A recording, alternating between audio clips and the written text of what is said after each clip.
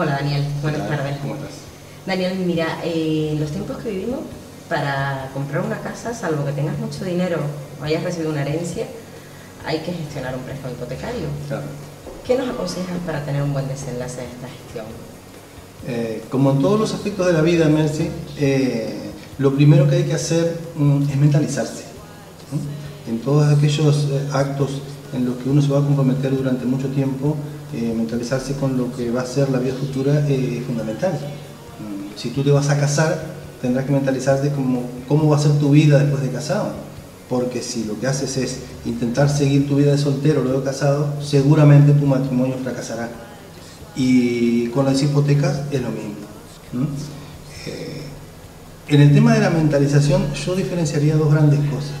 Primero, lo primero que hay que hacer es intentar ahuyentar fantasmas que hay sobre el tema de las hipotecas.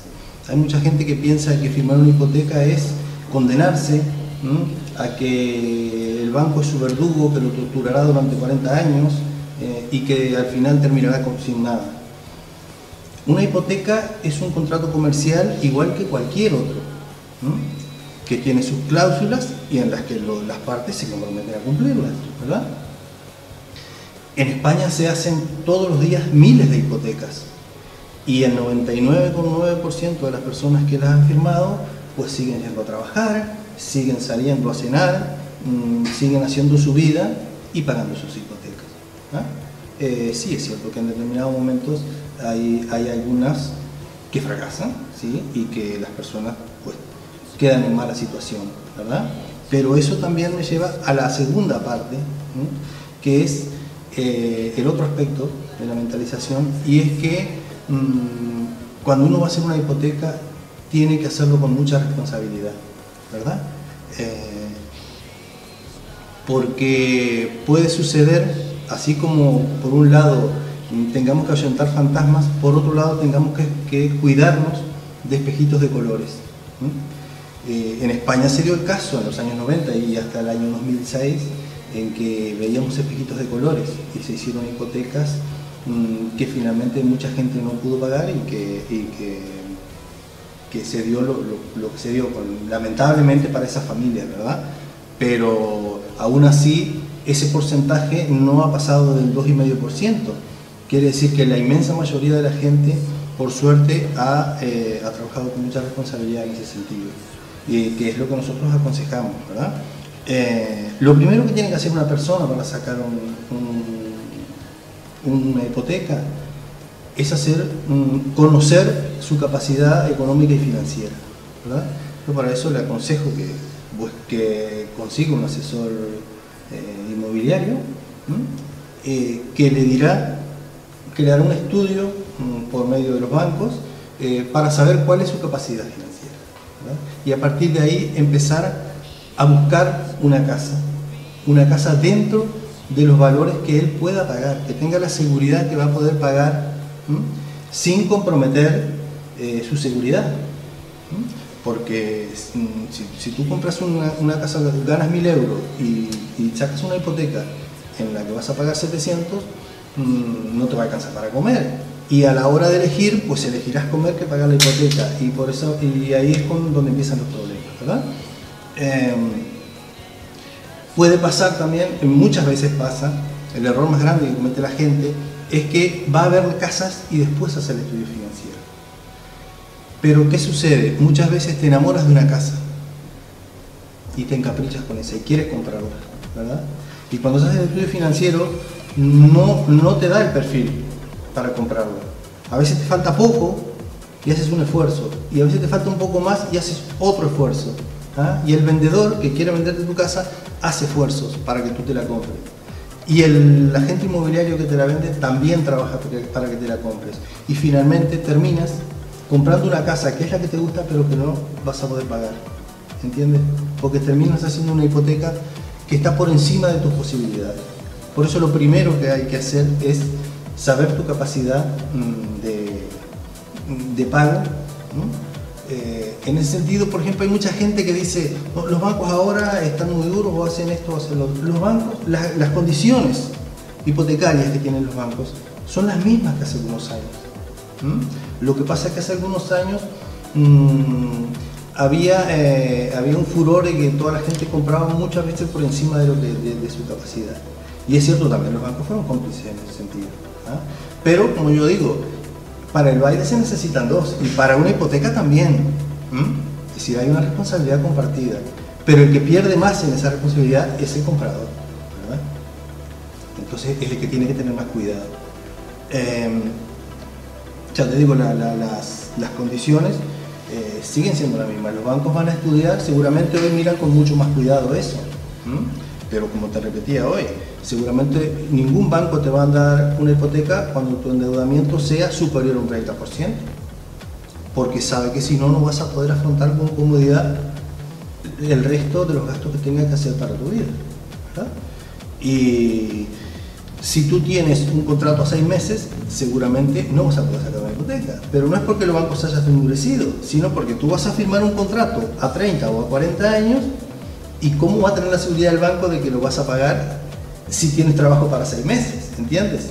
Por eso es que pues, los bancos te van a exigir que tengas un trabajo fijo, ¿verdad? En ese sentido, hay que dejarse asesorar. Hay que dejarse asesorar porque, además de todo, existen muchos productos financieros. Al igual que en todos los productos que hay a la venta, en coches, en neveras, hay muchos modelos, y en las hipotecas también. Hay distintos modelos de hipoteca que se adaptan a las distintas características de los clientes. Entonces, no es de ir a sacar cualquier hipoteca que de pronto no te conviene. No es lo mismo una hipoteca joven que una hipoteca a cambio de casa. No es lo mismo una hipoteca para un autónomo que una hipoteca para un funcionario público. Es decir, las personas no tienen por qué saberlo, pero si tienen a alguien que lo asesore, pues seguramente lo explicará y terminará consiguiendo una hipoteca en las mejores condiciones a las que le da su perfil, ¿verdad? Hay otro tema que tiene que tener muy en cuenta la gente que va a comprar también.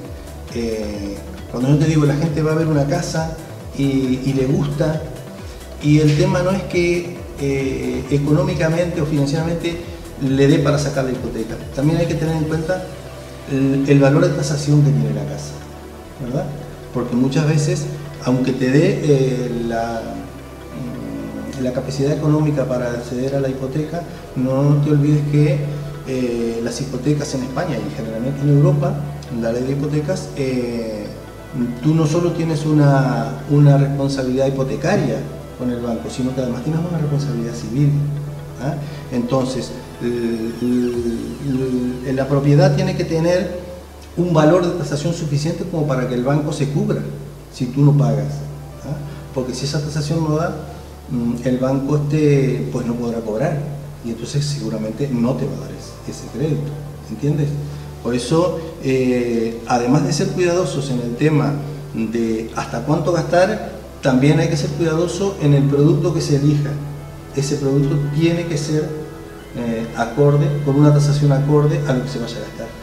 ¿Entiendes? ¿Te das cuenta? Y por último, yo digo que si uno cumple todas esas cosas, puede pensar que en el momento de llegar a la notaría, firmar la hipoteca y posteriormente comprar la vivienda, puede pensar que llegó a buen término, que es lo que tú me preguntabas al principio.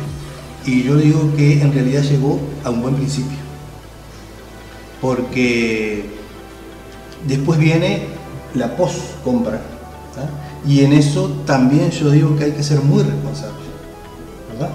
Porque si uno se atrasa en el pago de las cuotas, te lo decía hace un momento, la ley